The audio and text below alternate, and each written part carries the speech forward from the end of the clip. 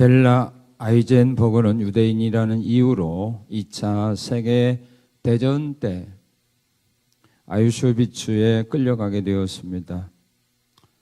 다행히 목숨을 잃지 않았고 모든 것이 이전과 같이 평화롭게 돌아왔습니다. 그러나 분명히 달라진 것 한 가지가 있었는데 그것은 이전처럼 친구를 쉽게 사귈 수 없었다는 것입니다. 목숨이 걸린 상황에서 도피를 하던 그녀는 믿었던 친구에게 배신을 당하는 상황도 경험하게 되었고 또 전혀 의외의 인물이 끝까지 비밀을 지켜주는 일도 경험하게 되었습니다.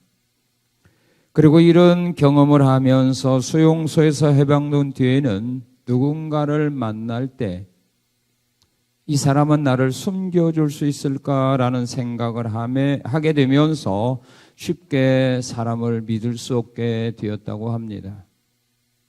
그리고 세상을 떠나기 얼마 전 그녀의 삶을 취재하던 작가에게 이런 말을 남겼습니다. 나는 친구를 사귈 때마다 속으로 질문을 합니다. 저 사람은 믿을 수 있을까? 나를 끝까지 숨겨줄 수 있을까? 만약 당신이 내 나이가 되었을 때에도 여전히 그런 사람을 단 한 명이라도 곁에 두었다면 당신은 성공한 것입니다. 그러나 반대로 당신이 실종이 되든 죽든 신경을 쓰지 않는다면 그것은 당신은 실패한 인생이라는 것입니다. 돈이 얼마나 많고 얼마나 유명하든 나는 전혀 신경을 안 씁니다. 믿을 수 있는 사람이 없는 인생은 실패한 인생입니다. 라고 말했습니다. 여러분은 자신의 생명처럼 믿고 신뢰할 수 있는 단 한 사람이라도 세상에 있습니까? 에레미야 선지자는 만물보다 거짓되고 심히 부패한 것이 사람의 마음이라 그렇게 말씀했습니다. 사도 바울은 로마서를 통해서 이 세상에 의인은 없나니 하나도 없고 선을 행하는 사람도 한 사람도 없다라고 그렇게 밝히고 있습니다. 부패하고 타락한 사람들은 우리의 믿음의 대상이 될 수가 없습니다. 사람들은 약속을 하고서도 자신에게 불리할 것 같으면 그 약속을 지키지 않습니다. 아니, 내가 언제 그런 약속을 하였었느냐라고 부정까지 합니다. 그러나 우리가 믿는 하나님은 한 번 약속한 것은 반드시 지키시는 하나님이십니다.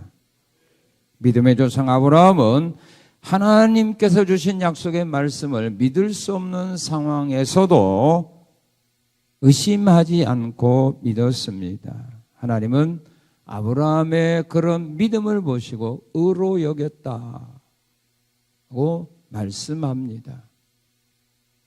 하나님께서 의로 여기는 믿음이 귀한 믿음입니다. 의로 여겼다는 말은 옳다고 인정했다 그 말입니다. 하나님이 네 믿음이 옳다. 이 믿음이 진짜 믿음입니다. 사람들이 당신의 믿음이 옳습니다라고 하는 것이 아니라 하나님이 옳다라고 인정하는 믿음만이 진짜입니다. 내가 보기에 옳고 사람들이 당신의 믿음이 옳다라고 말한다 할지라도 하나님이 아니다라고 하면 그 사람의 믿음은 잘못된 믿음입니다. 하나님이 옳다고 인정하는 믿음. 그렇다면 하나님이 옳다고 인정하지 않는 믿음도 있다라고 하는 말입니다. 나의 믿음은 과연 하나님이 옳다고 인정하는 믿음인가 아닌가가 중요한 겁니다. 내가 인정하는 것이 아니라 내 주변 사람들이 인정하는 것이 중요한 것이 아니라 하나님이 인정하는 믿음이 중요합니다. 하나님은 아브라함의 어떤 믿음을 보시고 네 믿음이 옳다라고 인정했을까요?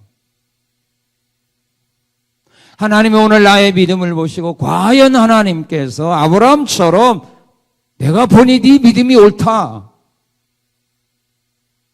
이렇게 인정해 줄 수 있는 내가 믿음을 가지고 지금 하나님을 섬기고 있는가?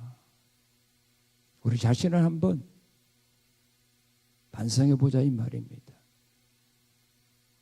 현재의 내 믿음 상태를 보고 하나님 옳다고 인정할까? 아니다라고 판단할까? 여러분들의 믿음이 하나님으로부터 옳다라고 인정을 받기 위해서는 오늘 본문에 나타난 아브라함과 같은 믿음의 사람으로 내가 지금까지 살아왔어야 합니다. 그렇다면 하나님은 이 시간 우리의 믿음에 대하여 네 믿음이 옳다라고 인정할 것이고 아브라함과 같은 믿음의 길을 걸어오지 않았다면 하나님은 나의 믿음을 옳다라고 판단할 수는 없습니다. 한번 여러분들의 믿음을 한번 판단해 보시기 바랍니다. 자, 하나님이 의로 여기시는 믿음의 사람은 누구를 믿을까요? 누구를 믿어요? 하나님 믿죠. 하나님 믿어요. 하나님이 옳다라고 인정하는 믿음의 사람이 하나님을 믿을 때에 그 하나님을 어떤 하나님으로 믿느냐 이게 중요한 거예요. 이 땅에서 하나님 안 믿는 사람이 누가 있습니까? 다 믿지. 하나님 모르는 사람이 어디 있습니까? 다 알지. 교회 나오는 사람이 하나님 안 믿을까요? 믿어요. 그런데 과연 아브라함과 같이 하나님을 믿느냐가 중요하다 이 말이에요.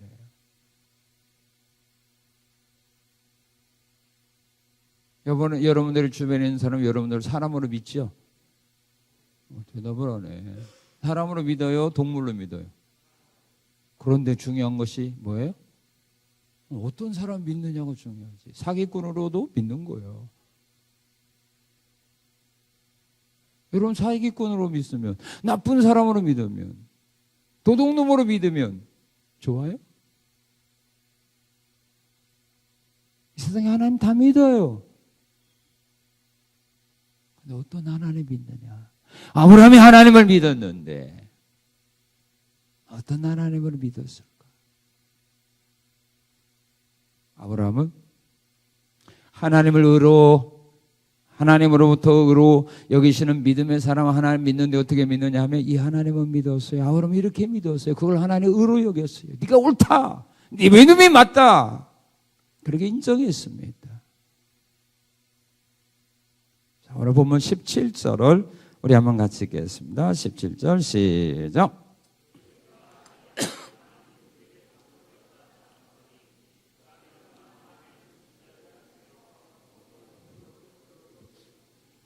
예, 하나님을 믿는데 어떤 하나님을 믿었어요? 예, 죽은 자를 살리시는 하나님으로 믿었다. 믿습니까? 죽은 자를 살리시는 능력이 하나님으로 믿었습니다. 죽은 사람을 살리시는 하나님.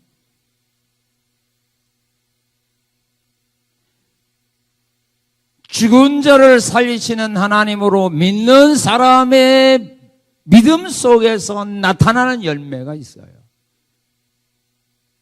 죽은 자를 살리는 하나님을 믿는 믿음의 사람들은 신앙생활할 때 어떻게 했느냐 하면 신구약에 보게 되면 달라요. 죽은 자를 살리는 하나님을 믿은 사람의 신앙생활과 믿지 못하는 사람의 신앙생활은 전혀 달라게 돼 있어요.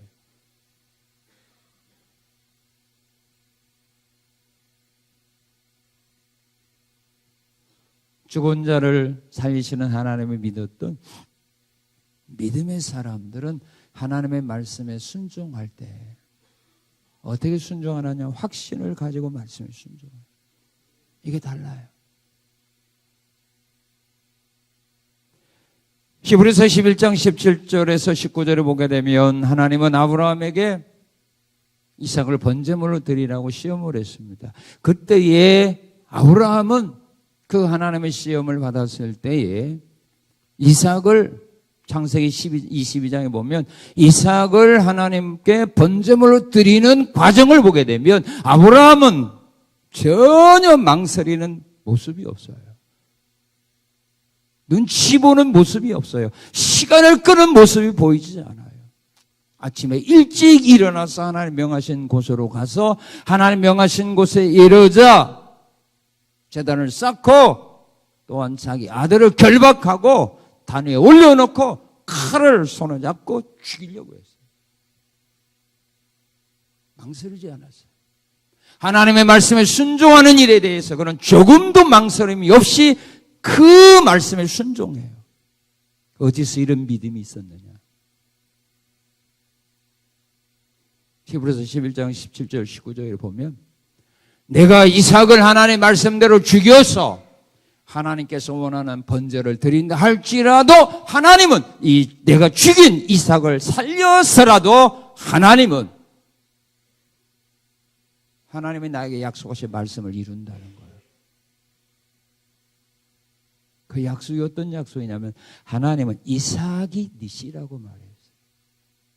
이삭이 네 씨고 이삭으로 말미암아 천하 만민이 복받게 할 거라 그랬거든요. 그 이삭. 아브라함은 때로는 자기 종이, 때로는 이스마엘이 자기 씨가 되기를 원했지만 하나님은 아브라함이 그랬어요. 아니다. 이스마엘은 네 씨가 될 수 없어. 네 씨는 사라에게서 낳는 아들이야. 그 아들이 네 자손이야. 그 자손으로 하여금 하늘의 별과 땅의 모래새와 같은 많은 후손들이 태어나게 할 거고 천하 만민이 그 자손을 통해 내가 복받게 할 거야. 그런데 하나님은 그 이삭을 죽이라는 거예요. 그럴 때 아브라함은 내가 죽여도 하나님은 내가 죽인 이삭을 살려서라도 하나님 약속하신 그 말씀 이루신다. 그런 믿음이 있었기에 하나님 말씀 순종할 때 망설이지 않았어요. 그게 다른 거예요.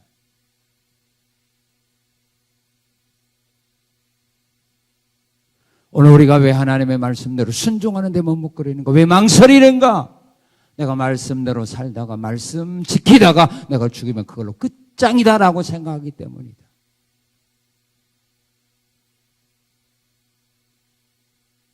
말씀대로 살다가 죽어도 하나님이 나를 다시 살려서라도 말씀대로 이루게 한다. 그 믿음. 이게 옳은 믿음이에요. 이게 하나님 인정하는 믿음이에요. 오늘 우리가 왜 하나님의 말씀대로 사는데 말씀을 지키는데 순종하는 왜 망설이니까 왜 눈치 볼까? 이유는 죽은 자를 살리는 하나님의 대한 믿음이 희미하기 때문에 그렇다.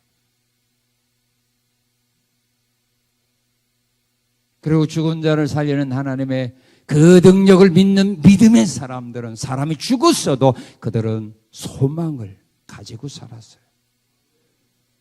사람을 죽었으면 그거 끝나는데 사람이 죽었는데 죽은 자를 살리는 하나님을 믿는 믿음의 사람들은 소망을 가지고 살았어요. 열왕기하 4장에 보게 되면 수넴 여인이 아들이 죽었어요. 그럼 아들이 죽었으면 장례를 준비해야 될 거 아닙니까? 그런데 수넴 여인은 아들을 장례시켜 지내지 않았어요. 선지자가 가던 방에 자기 죽은 아들을 놓고 선지자 찾아갔어요. 그리고 선지자 찾아가서 집으로 모시고 오는 거예요. 내 아들 살려달라고. 왜 그랬을까요? 죽은 자를 살리시는 하나님 능력을 그들은 가지고 있었기 때문입니다. 사도행전 9장에 보게 되면 욥바에 있는 사람들이 다비다가 죽었어요. 구제와 선행이 많았던 다비다가 죽었어요. 죽었으면 장례를 치러야 되는데 다비다가 죽었을 때 그들은 다락방에다가 시체를 누이고 베드로 사도에게 사람을 보냈어요. 그리고 베드로 사도들 초청한 거예요. 왜? 장례식을 위해서가 아니거든요. 살려달라고.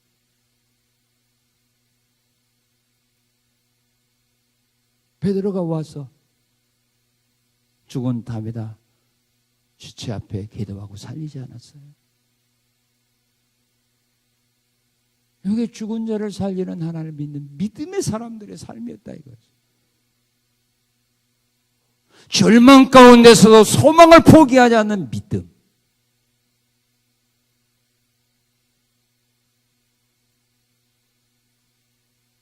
죽은 자를 살리는 하나님의 능력을 믿는 믿음의 사람들은요, 더 좋은 부활을 꿈꾸면서 고난과 핍박, 환난을 그들은 피하지 않았어요.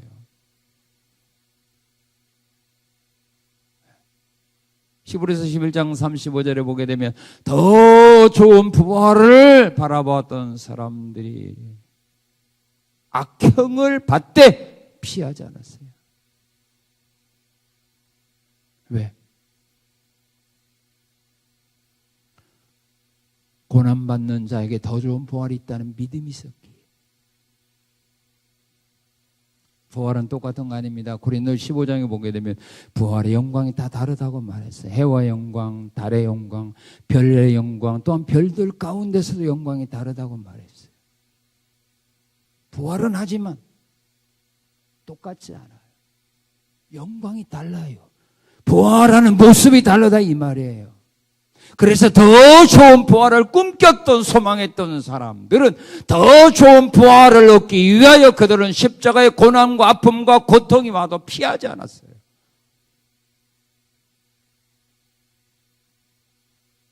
바울 사도는 로마 교인들에게 말합니다. 현재 우리가 받는 고난은 장차 우리에 나타날 영광과 비교할 수 없다.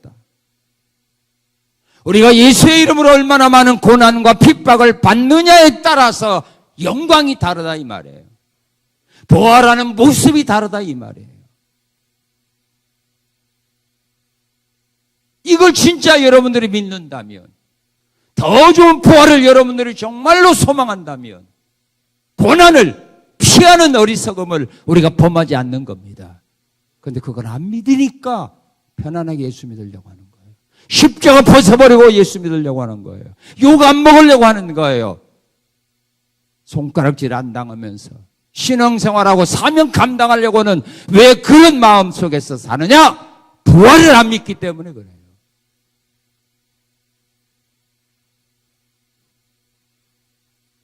믿는다면 고난 피하잖아요. 고린도서 11장에 보게 되면 사도 바울이 얼마나 많은 고난과 핍박을 당했습니까? 얼마나 많은 고통을 당했습니까? 주의 일하다가 돌에 맞아 죽는 줄 알았어요. 매를 수없이 맞았어요. 옥에 갇혔어요. 그래도 피하지 않은 이유가 뭡니까? 더 좋은 부활. 바울은 그건 확실히 믿은 거예요. 썩지 않은 몸으로, 영광스러운 몸으로, 신령한 몸으로 우리가 다시 살아난다. 그래서 이 세상의 모든 건 배선물로 여긴 겁니다.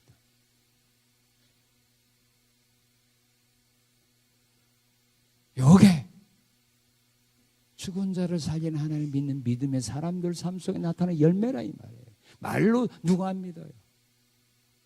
그건 다 죽은 믿음이에요.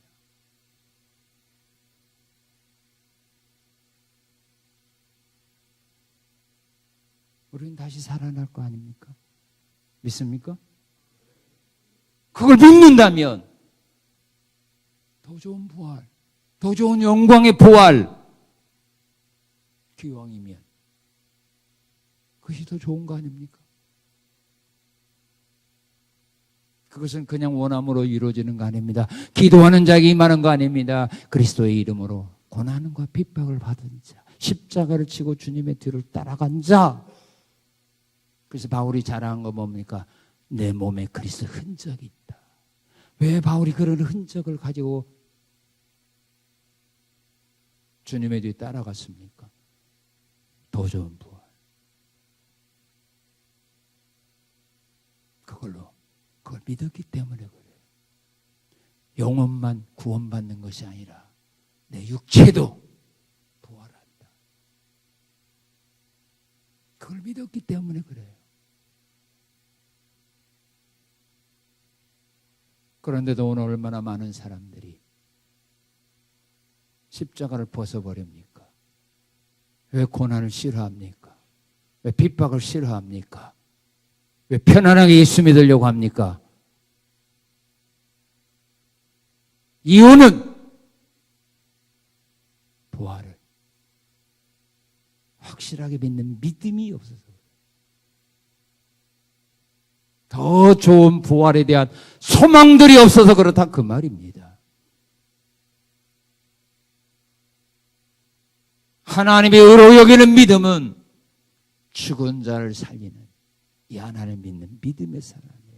그래야 우리가 하나님의 말씀에 순종할 때 확신을 가지고 순종할 수 있고, 절망에 빠져 있을지라도 소망을 가지고 살 수 있는, 핍박을 받아도 고난을 받아도 욕을 먹어도 오히려 기쁨과 즐거움 속에서 더 좋은 부활을 소망하면서 이기고 나간다, 그 말입니다.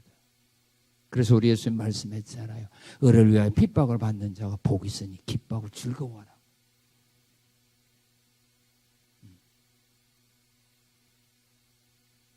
하나님의 의를 여기는 믿음의 사람은 하나님을 어떤 하나님을 믿는가? 어떤 하나님 믿었죠? 17절에 예, 없는 것을 있는 것으로 부르시는 하나님. 없는 것을 없다고 말하지 않아요. 없는 것을 있는 것으로 부르시는 하나님으로 믿었어요. 아브라함은 그 하나님을 믿었습니다. 우리 하나님은 일하실 때 보면 없는 것을 있는 것으로 믿고 부르시고 또 그렇게 사람들의 일을 시켰습니다. 그래서 우리 하나님 부르는 걸 보면 병든 사람에게 일을 시킬 때, 병든 사람에게 명령을 내릴 때 누구 같이 하라고 말씀합니까?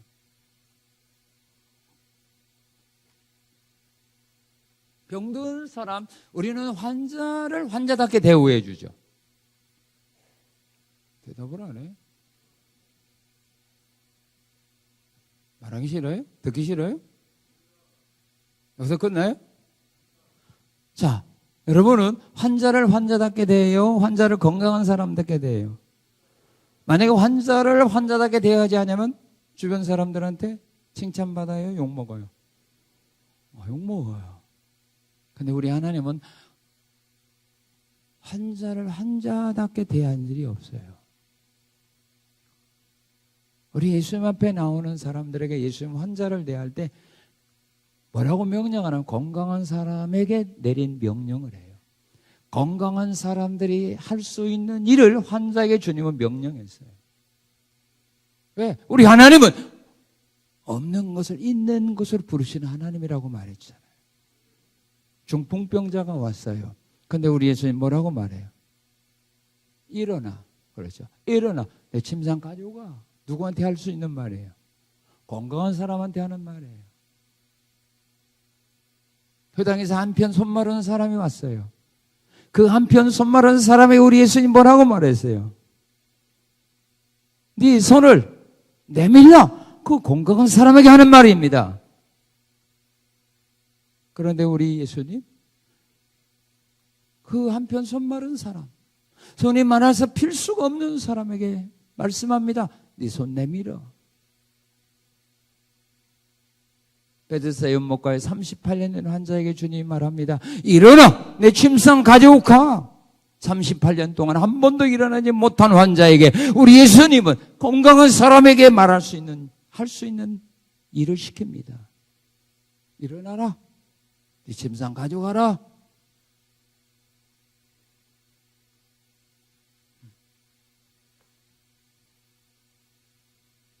없는 것을 있는 것처럼 부르시는 하나님이기 때문에 죽은 사람에게 우리 예수님은 말씀할 때 죽은 사람에게도 살아있는 사람처럼 행동하라고 말합니다. 병든 사람에게 건강한 사람처럼 행동하라고 말씀하시고 죽은 사람에게도 우리 예수님은 건강한 사람에게 말씀한 것처럼 행동하라고 말합니다. 나인성 과부의 아들이 죽었을 때 예수님이 관에 손을 얹고 말합니다. 청년아, 내가 너에게 명하노니 일어나라. 살아있는 사람이 하는 말입니다. 살아있는 사람이 잠잤을 때 하는 말입니다. 야이로의 땅에 죽었을 때 달리다군 소녀야, 내가 너에게 명하노니 일어나라. 나사로가 무덤에 있을 때 무덤 앞에 가서 예수님 말합니다. 나사로야, 나오라. 누구한테 하는 말입니까? 살아있는 사람에게 하는 말입니다.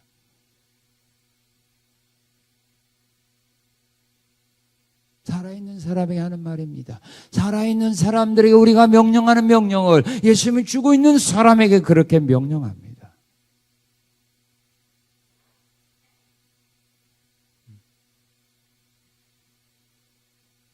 준비가 부족했는데, 준비가 부족했을 때 예수님이 일 시키는 거 보세요. 우리는 준비가 부족하면 그 부족한 것에 맞춰서 일하라고 말하잖아요. 그렇죠? 대답을 안 해. 그렇죠? 근데 우리 예수님은 준비가 부족했는데도 너 준비 부족하지? 그럼 어떻게 하지? 그럼 우리 전략하자. 주님 그렇게 말하지 않아요. 왜? 우리 예수님은 없는 것을 있는 것처럼 부르시는 하나님이기 때문에 준비가 부족했는데도 모든 것이 준비되었을 때처럼 일하도록 주님 명령합니다. 제자들에게 5,000명 먹이라고 했는데 그들이 가지고 온 준비된 것은 보리떡 5개 물고기 2마리입니다. 5,000명 먹이라고 했으면 5,000명 먹일 수 있는 음식을 준비되어 있다면 문제는 간단한데 5,000명 먹이라고 했더니 제자들이 준비한 것은 보리떡 5개 물고기 2마리입니다. 그런데도 우리 예수님은 모든 것이 준비된 것처럼 제자들에게 일을 시킵니다. 저들로 하여금 100명 50명씩 앉게 하라.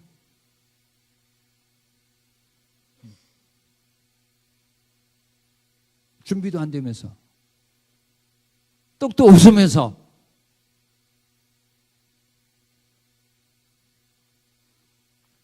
그리고 기도하신 후에 그 떡을 제자들에게 나눠주면서 이거 갖다 저들 나눠줘. 보리떡 5개를 12등분하면 한 사람의 제자들이 받은 떡은 얼마만큼 되었을까요?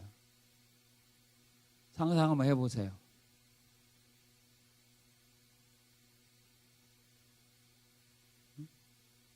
기도했을 때 갑자기 그 보리떡 5개가 막 산더미처럼 많아진 거 아니거든요. 기도 끝난 후에도 똑같은 떡 그대로 있는 거예요. 그러니까 12명이 제자니까 5개로 12등분 해야 될 거 아니에요. 그럼 그 떡이 제자들이 받은 떡은 얼마나 될까요? 한 이 정도 될까요? 이거 가지고 제자들에게 뭡니까? 저 50명씩 100명씩 둘러앉는 사람, 떡을 기다리는 사람에게 보내면서 가서 나눠줘.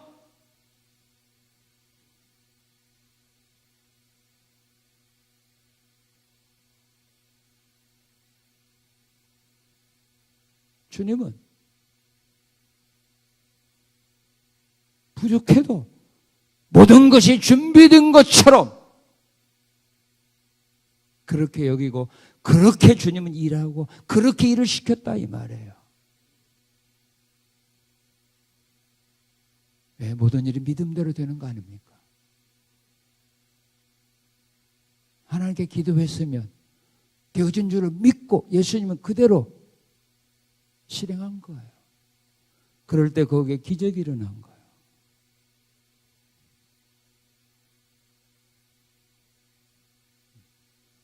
기적은 우리가 기도할 때면 조금씩 변화되면서 일어나는 거 아니에요. 그러면 누구든지 다 믿게요. 누구든지 다 실천하게 해요.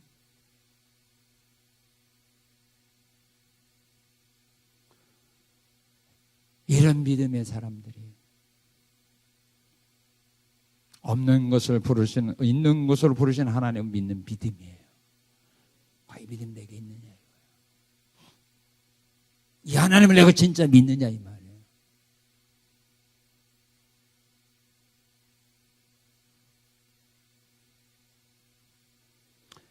또한 어떤 하나님 믿었어요? 21절입니다. 21절 시작.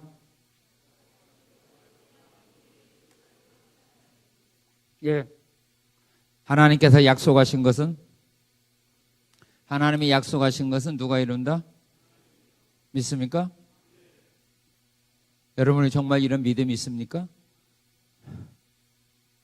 하나님 말씀한 건 누가 이룬다?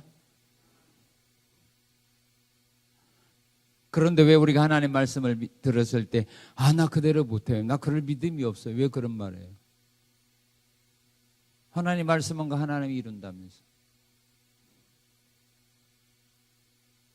왜 어떤 말씀은 아멘하고 왜 어떤 말씀에는 왜 아멘을 안 해요? 어떤 말씀 왜 하겠다고, 어떤 말씀 나 그 말씀대로 못 순종할 수 없어요, 나 그렇게 살 수 없어요, 나 그렇게 할 수 없어요, 왜 그런 말이에요? 말씀은 하나님이 했어도 이루기는 누가 한다? 내가 한다고 생각하기 때문에 그런 거 아니에요? 하나님의 의를 여기는 믿음의 사람은 하나님이 말씀하신 것은 내가 이루는 것이 아니라 하나님이 이루신다라고 하는 믿음을 갖는 거예요.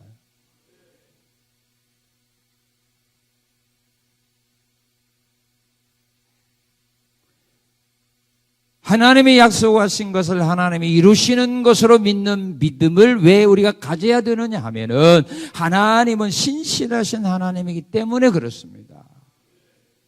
하나님은 신실하신 하나님입니다. 하나님은 믿을 수 있는 하나님입니다. 하나님은 거짓이 없는 하나님입니다. 신명기 7장 9절 11절에서 모세는 이스라엘 백성들이 그렇게 말합니다. 하나님은 신실하신 하나님임을 너희가 알라고.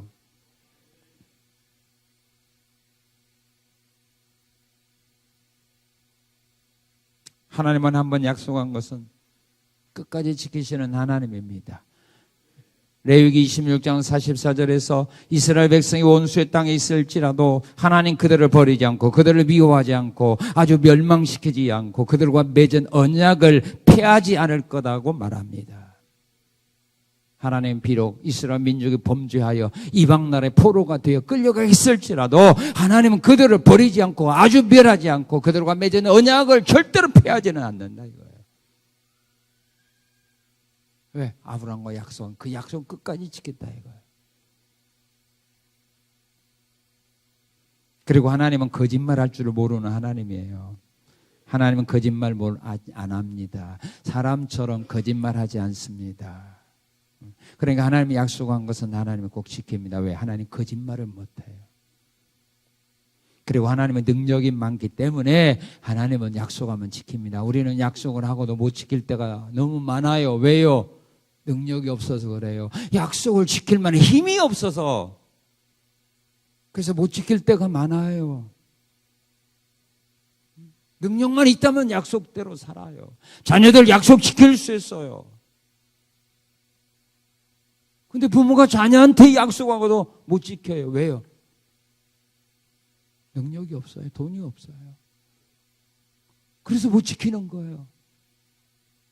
능력이 있으면서 안 지키는 부모는 없을 겁니다. 하나님은 능력이 있어요. 그러나 지킵니다. 욥기서 23장 13절에 보면 욥은 그렇게 고백합니다. 마음에 하고자 하시는 것이면 그것을 행합니다. 마음에 하고자 하는 일이 있으면 하나님 다 행할 수 있는 능력이 있어요. 그런데 나에게는 그런 능력이 없어요. 마음에 하고 싶은 것은 많은데 능력이 없어요. 우리 하나님은 마음에 하고자 하는 거 다 행합니다. 욥기서 42장 2절에 보게 되면 못하실 일이 없고 무슨 계획이든지 뭔 일이 있을 것이 없다. 예수님도 그 하나님 능력을 믿었죠. 사람은 못해도 하나님은 다 하실 수 있느니라. 주님도 하나님 그렇게 믿고 살았어요. 그래서 사람이 못하는 것들 예수님은 포기 안 했습니다. 왜? 하나님은 하시니까.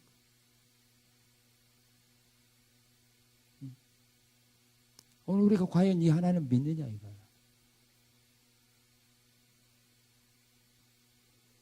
우리가 이 하나님을 안 믿으니까 내가 못하고 우리가 못하는 것도 못하는 것은 하나님은 못한다라고 우리가 판단해버리는 겁니다. 그래서 우리가 할 수 없다라고 생각하면 하지 맙시다 이렇게 나오는 이유가 바로 그거 아닙니까?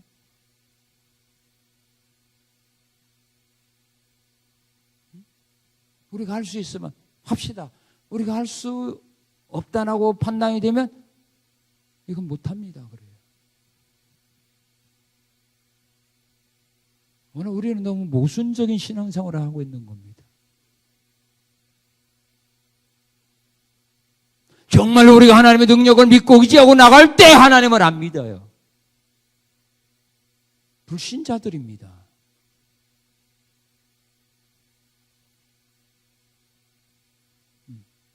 하나님의 능력을 우리가 제한시켜버려요. 전능하신 하나님의 능력을 우리의 능력 안에다 가두어 버려요.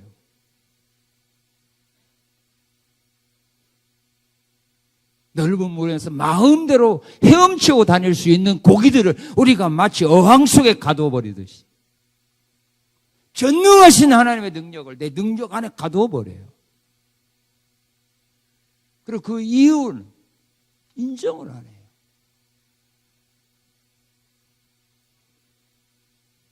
어항 속에 있는 금붕어가 어항 밖으로 나오면은 여러분 어떻게 합니까? 다시 어항 속에 집어넣습니까? 아니면 넓은 저 한강에다가 놔두면서 가서 네 멋대로 헤엄치고 살아라고 한강에다가 놓아줍니까? 아니면 어항 속에 다시 집어넣습니까? 예? 우리가 그래요.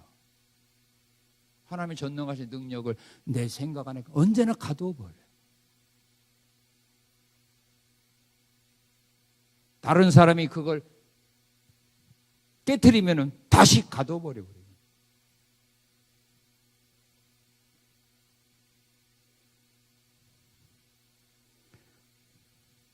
사람은 못해도 하나님은 다 하실 수 있다. 예수님은 그걸 믿은 거예요. 그래서 제자들이 안 된다고 할지라도 주님은 하시는 겁니다. 이 믿음이 의로운 믿음이에요. 오늘 하나님이 이런 믿음의 사람들을 찾고 있습니다. 그리고 하나님은 한 번 약속하신 것은 반드시 지키시는 하나님이기 때문입니다. 하나님은 한 번 약속하시면 천지가 변해도 그대로 지키시는 하나님이기 때문입니다. 하나님은 약속한 것은 반드시 지킵니다. 아브라함에게 하나님이 약속했습니다.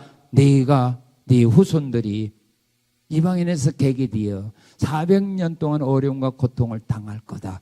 그러나 내가 그들을 인도해 줄 거다. 인도할 때 큰 재물을 주어서 내가 인도와 이 땅을 기업으로 받게 할 거다. 아브라함이 약속한 대로 하나님은 430년 후에 애굽에서 종살이 하던 이스라엘 민족을 그 약속 때문에 구원해 준 겁니다.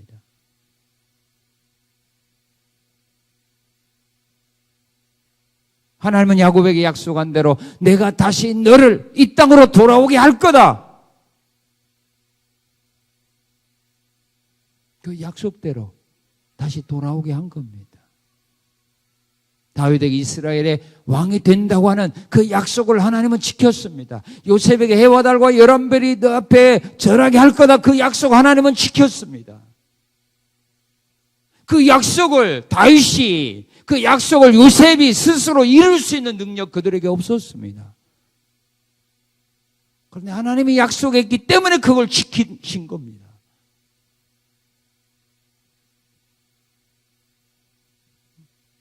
노예 생활하는 요셉이 어떻게 형제들이 자기 앞에 절합니까? 무슨 실력으로, 무슨 능력으로? 하나님이 요셉에게 주셨던 말씀 지키기 위해서 그렇게 한 겁니다. 말씀을 주신 자도 하나님이요, 그것을 이루시는 분도 하나님입니다. 그걸 믿는 자, 이 믿음이 바로 하나님이 의로 인정하는 믿음입니다. 우리가 하나님의 말씀대로 어떻게 삽니까? 우리가 하나님의 말씀을 어떻게 이룹니까? 그럴 능력, 실력 우리 없어요. 이루도록 하나님 은혜 주고 믿음 주고 소망 주고 성령의 권능으로 이끌어주는 거 아닙니까? 그거 내가 한 겁니까? 하나님이 하시는 겁니다. 그걸 믿는 믿음이 하나님이 의로 여기는 믿음입니다. 자, 하나님이 의로 여기시는 믿음은 그럼 어떤 믿음인가? 하나님이 이렇게 믿어요. 죽은 자를 죽은 자를, 없는 것을, 하나님이 약속하신 말씀 누가 이뤄요? 믿습니까? 정말 우리가 이 믿음으로 부정한다면, 정말 우리가 이 하나님을 믿는다면 우리의 믿음은 어떻게 변화되는 줄 아십니까? 아브라함처럼 하나님이 이 하나님을 믿었을 때 아브라함의 어떤 믿음을 가지고 살았는가 보세요. 하나님의 의로 여기는 믿음을 가진 사람은 어떻게 신앙생활 하느냐면, 어떤 믿음을 가지고 하느냐면 이렇게 신앙생활해요. 우리 18절 읽겠습니다. 18절 시작.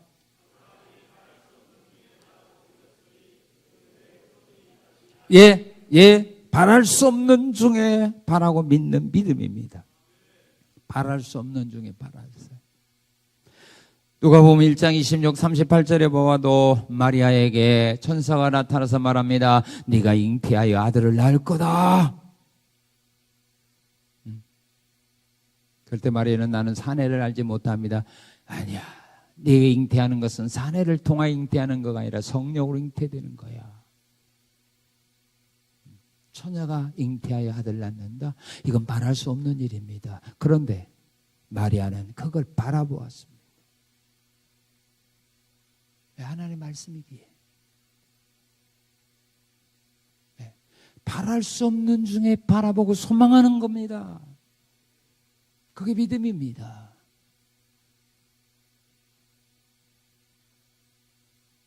아브라함은 바랄 수 없는 중에 바랐어요. 그리고 하나님의 의로 여기는 믿음은 어떤 믿음이냐 하면 우리 19절입니다. 19절 시작.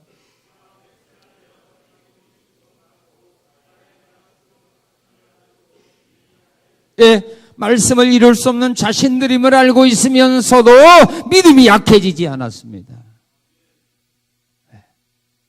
아브라함과 사라가 젊은이였다면 네가 아들 낳는다 의심 안 하죠.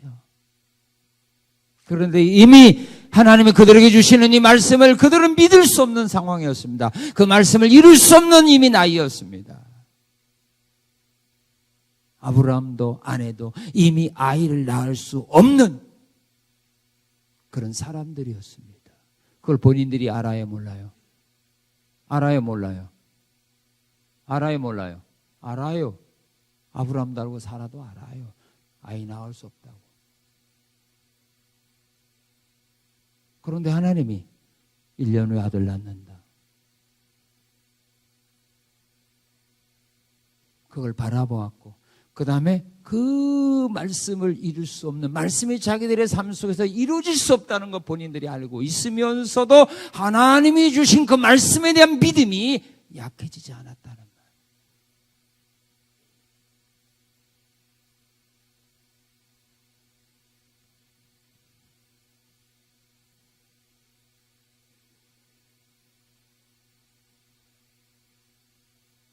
이게 어려운 믿음이에요.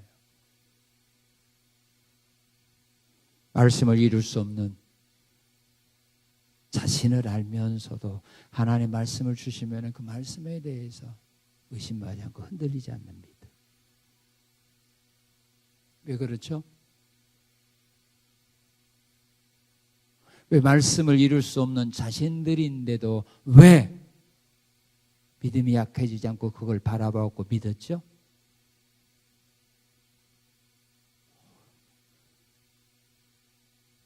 아브라함이 어떤 하나님을 믿었다고?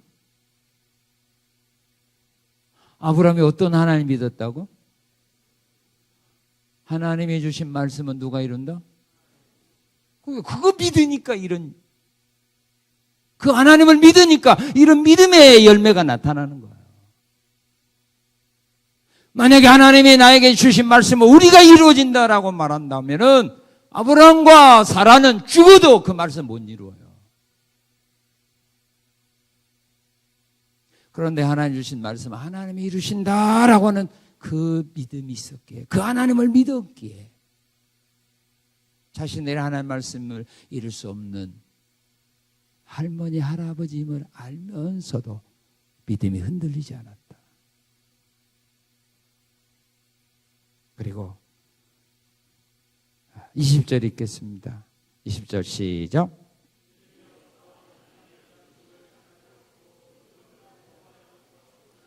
예, 믿음이 없어 하나님의 약속을 의심하지 않았다.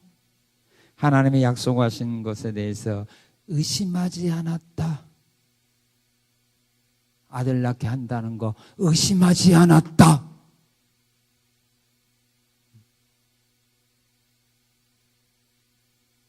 이것은 하나님을 믿기 때문에 하나님에 대한 믿음이 확신이 있어야만 그 말씀에 대해서 우리 의심을 하네요.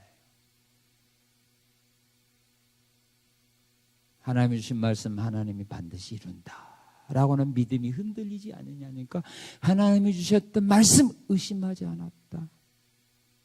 사도 바울도 유라굴라 광풍으로 인하여 죽음의 공포독에 떨고 있는 사람들에게 바울이 말하죠. 하나님은 내게 말씀했다. 이 배에 타고 있는 사람들의 생명을 나에게 맡긴다고 말했다.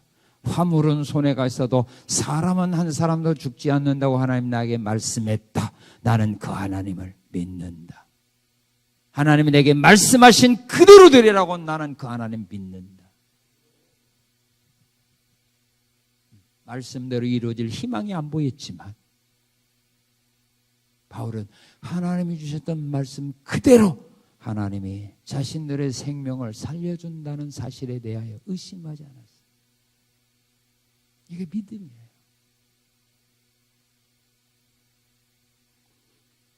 그리고 20절에 보게 되면 하나님께 영광을 돌리죠. 아직 아들 안 낳아놓고도 영광 돌려요. 말씀만 받고도 그 말씀대로 분명히 이루어진다는 사실을 믿었게 의심하지 아니하면서 오히려 하나님께 영광 돌리며 살아요. 우리는 모든 일이 이루어진 다음에 감사하고 이루어진 후에 하나님께 영광 돌리는데 아직 말씀이 자신의 삶 속에 이루어지지 않았어도 하나님께 영광 돌리면서 하나님으로부터 의로 여기심을 앞으로 받을 사람들이 가져야 될 믿음을 여기 우리에게 소개합니다. 어떤 믿음을 가져야 되는가? 우리 23, 24절 한번 읽겠습니다. 시작. 그에게 의로 여겨졌다 기록된 것은 아브라함만 위한 것이 아니요 의로 여기심을 받을 우리도 위함이니 곧 예수 우리 주를 죽은 자 가운데 살리신 이를 믿는 자니라.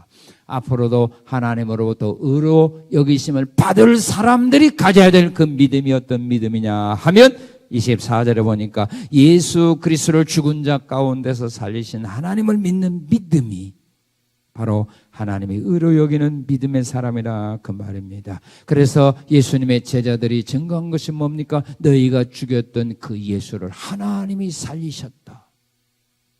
죽은 예수를 살리신 하나님을 믿는 믿음을 우리는 가져야 됩니다. 그리고 25절에 말하는 대로 우리의 죄를 담당하시고 십자가에서 죽으신 예수를 우리는 믿어야 합니다. 그리고 우리를 의롭다 하시기 위하여 다시 살아나신 예수 그리스도를 믿는 이 믿음을 가져야 합니다. 이 믿음이 바로 하나님 보시기에 옳다라고 인정하는 믿음입니다. 이 믿음을 가져야 죄사함 받고 이 믿음을 가진 자만이 구원 얻어 천국을 상속받게 되는 겁니다. 죽은 예수를 살리신 하나님, 나의 죄와 허물을 담당하시고 십자가에 죽으신 예수님, 그리고 나를 의롭다 하기 위하여 다시 살아나신 그 예수를 믿는 믿음. 믿음을 하나님이 인정합니다. 이 믿음이 우리에게 구원을 가져오고 이 믿음이 우리에게 복을 가져옵니다.